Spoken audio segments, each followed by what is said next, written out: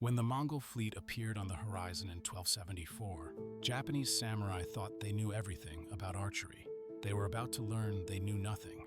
The invaders carried a weapon that would force Japan to completely redesign their most sacred tool of war. The Mongol composite bow was a monster. Made from horn, wood, and sinew, this compact weapon could launch arrows 250 meters. But here's what terrified the Japanese. It outranged their beloved yumi by 50 meters. 50 meters meant death before you could even fight back. The samurai watched their warriors fall, shot down before they could return fire.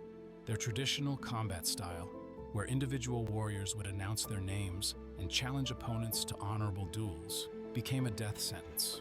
The Mongols laughed at the Japanese whistling arrows, designed to intimidate enemies. These steppe warriors had conquered half the known world. They didn't scare easily. But the Japanese noticed something crucial. The Mongol bow's power came from its composite construction, layers of different materials working together.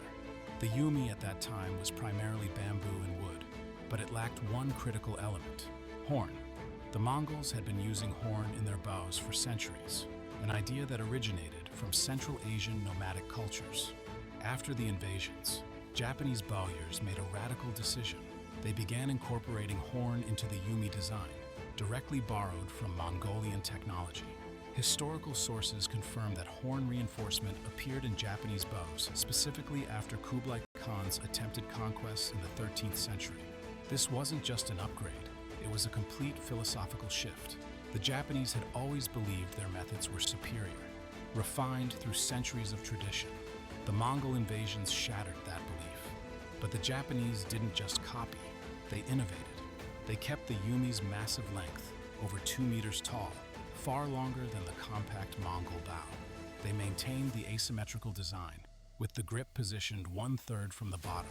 This unique feature allowed shooting from horseback and kneeling positions, something the symmetrical Mongol bow couldn't match as effectively. The result was a hybrid weapon. The yumi gained the Mongol bow's penetrating power through composite horn construction, but retained Japanese advantages in accuracy and versatility.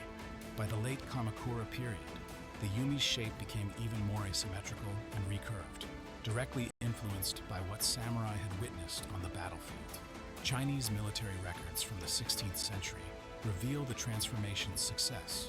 Ming Dynasty officials noted that Japanese bows rivaled even the feared Mongol weapons in power. They documented arrows that could pierce through houses from roof to rafters. The student had become the master. Here's the twist that changes everything. The Mongol invasions failed militarily. Typhoons destroyed their fleets both times, earning the legendary name kamikaze, or divine wind. But the Mongols won a different victory. They forced the most tradition-bound warrior culture in history to admit their technology was superior and adopt it. The yumi you see in Kyudo practice today, that elegant, asymmetrical bow, carries Mongolian DNA in its core. Every time an archer draws that string, they're using a weapon born from Japan's greatest military crisis. The samurai learned that survival matters more than pride, and sometimes your enemy teaches you how to become stronger. That's the secret the Mongols left behind, written in horn and sinew, hidden inside Japan's most sacred weapon.